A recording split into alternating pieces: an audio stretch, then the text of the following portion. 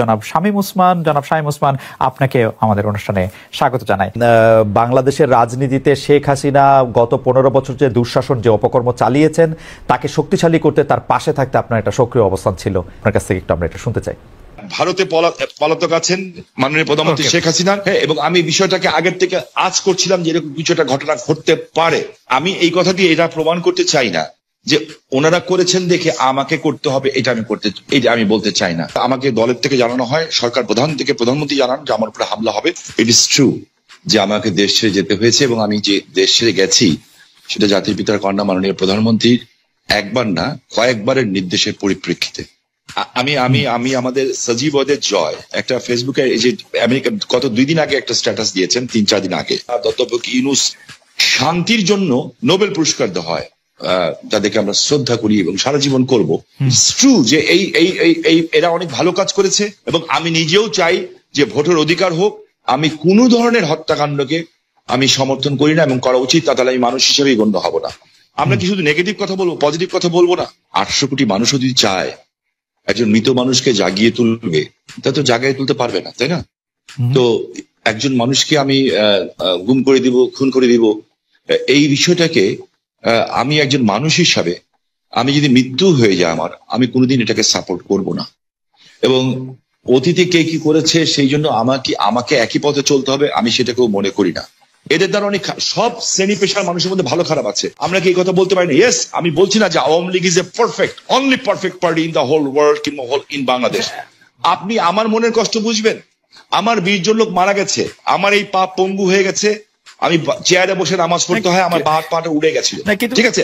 সেইখানে আমার সরকারের ক্ষমতার সময় না যে চার্জশিট দেওয়া হয়েছে, সেই চার্জশিটে আমি যে সাক্ষ্য দিয়েছি, সিআইডির যে অ্যাডিশনাল এসপি, সে আমার সাক্ষী বদলি দিয়েছে। আপনি নিজেও লয়ার ছাত্র, আমিও লয়ার ছাত্র, আমি বলেছি this is not my witness. আমি চাই না যে একটা ছাত্র সারা বছর লেখাপড়া করলো, সেও পরীক্ষায় পাশ করলো, আরেকজন পড়ালেখা করলো না, সেও পাশ করলো, এটা আমি চাই না। দেখেন, আমি মার্কিন যুক্তরাষ্ট্রের মতো একটা রাষ্ট্রকে আন্ডারমাইন করার কোনো কারণ থাকতে পারে না, কারণ পৃথিবীর মধ্যে এটা অবভিয়াসলি একটা শক্তিধর দেশ না, একটা গণতান্ত্রিক রাষ্ট্র বলা যায়। যে আমার কাছে না কিছু মাঝে মাঝে অবাক লাগে যে মানুষের চরিত্রটা দেখতে, পৃথিবীর সব দেশের চরিত্র দেখতে ভালো লাগে। আমার কাছে মাঝে মাঝে আশ্চর্য হই যে আমরা কত রঙের মানুষ, যে আমরা আর কত নেগেটিভ কথা বলবো। আমরা পরে যখন আবার আপনার কাছে আসবো, বিএনপির সাথে বর্তমান আপনার সম্পর্ক এবং সেইটা নিয়ে আমরা কথা বলবো, তার আগে আমরা একটু জনাব আন্দালিব রহমান পার্থের সাথে আমরা একটু কথা বলতে চাই। জনাব আন্দালিব রহমান পার্থ, আপনি একজন রাজনীতিবিদ হলেও আমি আপনাকে খুব রেট করি একজন রাজনৈতিক বিশ্লেষক হিসেবেও, যে মানে যেহেতু আপনি টক শোতে প্রচুর আপনাকে কথা বলতে হয়, অনেক প্রশ্নের জবাব দিতে হয়, এবং অনেক ক্ষেত্রে আপনাকে বিভিন্ন ভবিষ্যতে কথা বলতে হয়, এবং এর অনেকগুলি, আমার স্বীকার করতে দ্বিধা নেই, অনেকগুলি মিলেও যায়। আমি এই জন্য আপনাকে একটু ফরওয়ার্ড লুকিং প্রশ্ন করতে চাই যে গত কয়েক বছর ধরে জনাব তারেক রহমানই আসলে বিএনপির হাল ধরে আছেন। বেগম খালেদা জিয়া চিকিৎসার জন্য লন্ডন গেলেন, শেখ হাসিনা জনরোষে বাংলাদেশ থেকে বিতাড়িত। রাজনীতির এই পরিবর্তনটা আপনি আসলে কিভাবে দেখছেন? নতুন নেতৃত্বে নতুন রাজনীতির সূচনা কি হতে চলেছে? বিশেষ করে 90-এর পর যদি আমরা আওয়ামী লীগ ও বিএনপির শাসনকাল যদি বিশ্লেষণ করি, সরকারে বা ক্ষমতায় এলে মানে এটা একটা, এই প্রশ্ন বারবার হচ্ছে যে তারা যে গণতান্ত্রিক থাকবেন, কর্তৃত্ববাদী হবেন না, সেরকম কি মনে হচ্ছে? মানে এই নেতৃত্বে যারা আছেন, এটা তো অবশ্যই ঠিক, জনাব তারেক রহমানই আসলে 20-22 বছর ধরে অন্ততপক্ষে দলের ডেপুটির হালটি ধরে আছেন, কিন্তু মানে এই নেতৃত্বের ক্ষেত্রে কি কোনো পরিবর্তন আসছে? ব্যক্তি মানুষ না, আদর্শের, দৃষ্টিভঙ্গির আপনি কিভাবে দেখছেন? একটু আপনাকে ধন্যবাদ খালেদ, আপনি তো অনেক ওয়াইড একটা প্রশ্ন করেছেন আমাকে। আমি একটু ব্যাকগ্রাউন্ডে যাব। দেখুন, আপনি সমষ্টিগতভাবে যদি বাংলাদেশের রাজনীতির অবস্থা দেখেন, গত 17 বছরে যে একটা ভীতির সংস্কার, ভীতির একটা সংস্কৃতি আমাদের রাজনীতিতে ছিল, যার কারণে 17 বছর কিংবা 20 বছরে ভালো মানুষগুলি রাজনীতি থেকে দূরে সরে যায়। এই কারণে অফকোর্স একটা ভ্যাকুয়াম সৃষ্টি হয় রাজনীতিতে। কারণ 17 বছর আপনি জানেন, যে কোনো রাজনীতি করতে গেলেই একটা গুম খুনের একটা ধারণা ছিল, বা মানুষ রাজনীতিবিদদের উপরে কেন জানি এমন, মানে কেন জানি বলবো না, মানুষের যথেষ্ট রিজন ছিল রাজনীতিবিদদের থেকে দূরে সরে যাওয়া। এবং বলে না যে জোকাররা যখন পার্লামেন্টে যায়, তখন জোকাররা মেম্বার অফ পার্লামেন্ট হয় না, পার্লামেন্টটা সার্কাস হয়ে যায়। গত 3টা বছর, তিনটা টার্ম অনেকটা এরকমই একটা অবস্থান ছিল। তো এ কারণে আর তারেক রহমান সাহেবকে নিয়ে আপনি যে কথাটা বললেন, উনি গত 10, 12, 15 বছরে যেভাবে বিএনপিকে বিদেশে বসে যেভাবে নেতৃত্ব দিয়েছেন এবং নিচ থেকে ওপর পর্যন্ত, সত্যি কথা বলতে উনি আওয়ামী লীগের মাথা খারাপ করে দিয়েছেন। যে বাইরে থেকে সাংগঠনিকভাবে উনার যে নেতৃত্ব ছিল, ন্যাচুরালি বিএনপি ভাঙতে পারেনি, বিএনপি পথচ্যুত হয়নি বা অন্যদিকে যায়নি। তো সেই ক্ষেত্রে দলের মধ্যে এবং আমি মনে করি সারা বাংলাদেশে ওনার একটা আলাদা গ্রহণযোগ্যতা আসছে। এখন বিএনপি সামনের দিকে যদি ক্ষমতায় আসে, তাহলে বিএনপি কি করবে সেটা নির্ভর করে সত্যি কথা বলতে বিএনপির সমষ্টিগতভাবে বিএনপির মানসিকতার উপরে। বিকজ আপনার ডেমোক্রেসি তো অ্যাকচুয়ালি ইজ আ মাইন্ডসেট। আপনি আপনার বিরুদ্ধের কথাকে সুযোগ দিলে ডেমোক্রেসি থাকবে, আর সুযোগ যদি আপনি না দেন তাহলে ডেমোক্রেসি থাকবে না।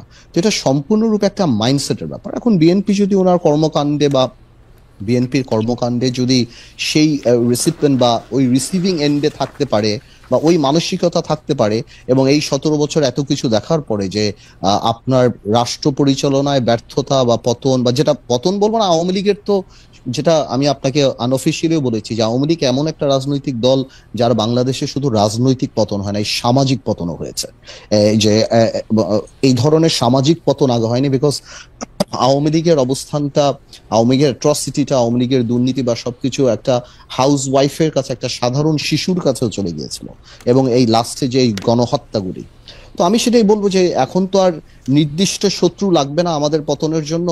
আমরা যদি আওয়ামী লীগ থেকে শিক্ষা না নেই, আমরা যদি ডেমোক্রেসি প্র্যাকটিস না করি, তাহলে অদৃশ্য শত্রু আমাদেরকে সেটা করে দিতে পারে। তো আমার মনে হয় ভবিষ্যৎ তো আর আমি বলতে পারবো না, এটা ঈশ্বরের উপর নির্ভর করে। আর আজকে পর্যন্ত আমি আমার জায়গা থেকে বিএনপির সাথে যতখানি কথা বলছি, যতখানি রাজনীতি করছি, আমি যথেষ্ট অ্যাকোমোডেটিভ। এবং আপনি যদি ইদানিংও দেখেন বিএনপির 31 দফা থেকে আরম্ভ করে অন্য সবকিছু, বিএনপি আমাদের সবার সাথেই কথা বলছে, সবার কাছ থেকে ড্রাফট নিচ্ছে, সবার কাছ থেকে উপদেশ নিচ্ছে, তারপর ওনারা এটা বাস্তবে আসছে। তো আমি যথেষ্ট অ্যাকোমোডেটিভ নেচার বিএনপির দেখতে পাচ্ছি। সো ইনশাল্লাহ আমি প্রোগ্রেসিভ থিঙ্কিং, আমি মনে করি আর খারাপ কি হবে, ইনশাল্লাহ ভালোই হবে। এখনকার গুম খুন নিয়ে আপনি আসলে কি বলবেন? যে সরকারের জায়গা থেকে এটি বারবার অস্বীকার করা হচ্ছে, কিন্তু এটি একটি বাস্তবতা। এই বাস্তবতাকে শামীম ওসমান কিভাবে দেখে, আমাদের যদি খুব সংক্ষেপে একটু বলতেন। আমি আপনাকে একটা জিনিস স্পেসিফিক্যালি বলতে চাই খুব পরিষ্কার ভাবে। আমি একজন হিউম্যান বিং হিসাবে আমি কোনো ধরনের হত্যাকাণ্ডকে আমি সমর্থন করি না, এবং করা উচিত, তাহলে আমি মানুষ হিসেবেই গণ্য হব না। আমরা কোনো খারাপ জিনিসকে আমরা আশা করি না। আমার যে বক্তব্যটা হচ্ছে, আমি কোনো কিছু গোপন করে কথা বলতে শিখি নেই, কারণ আমি সাদাকে সাদা বলার, কালাকে কালো বলার।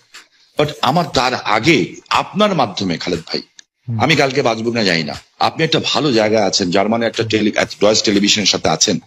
আমি আপনার কাছে অ্যাপিল করছি, রিকোয়েস্ট করছি, যদি অ্যাম্বাসাডারদের সাথে কথা বলতে পারি, কিংবা বিদেশে যেয়ে যদি বড় বড় মন্ত্রী মিনিস্টারের সাথে কথা বলতে পারি, আমি কিছু অভিযোগ দিব।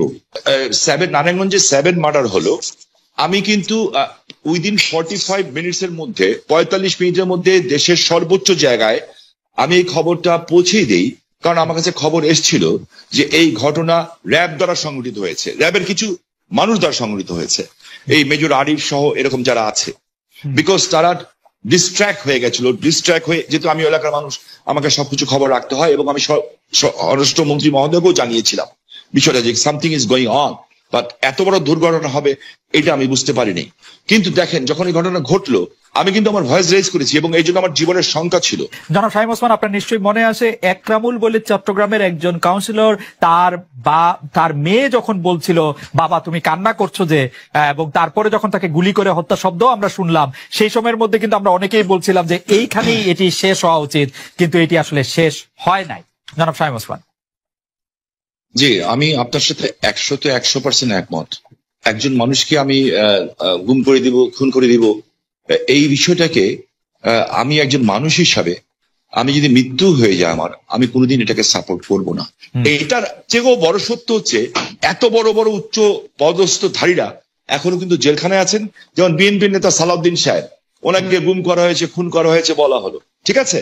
তো বিএনপি নেতা সালাউদ্দিন সাহেবকে তো পাওয়া গেল ভারতে। আমার চোখের সামনে যখন নারায়ণগঞ্জে একটা পরিবার আগুন দিয়ে বাসে পুড়িয়ে মেরে ফেলা হলো, আমার চোখের সামনে নারায়ণগঞ্জের যাত্রাবাড়িতে বাসে শুয়েছিল ড্রাইভার আর কন্ট্রাক্টর, তাকে আগুন দিয়ে পুড়িয়ে মারে হলো। ওস্তাদকে মাথা দিয়ে যে কন্ট্রাক্টর পুড়িয়ে ফেলো, 85 জন মানুষকে পুড়িয়ে ছাই করে দেওয়া হলো।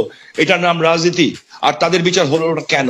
যারা আগুন সন্ত্রাস করলো এই দেশে, যারা পুলিশকে পুড়িয়ে মারলো, সাংবাদিককে পুড়িয়ে মারলো, জজ করে বোম মারলো এবং বিভিন্ন স্কুল সেন্টার উড়িয়ে দিল।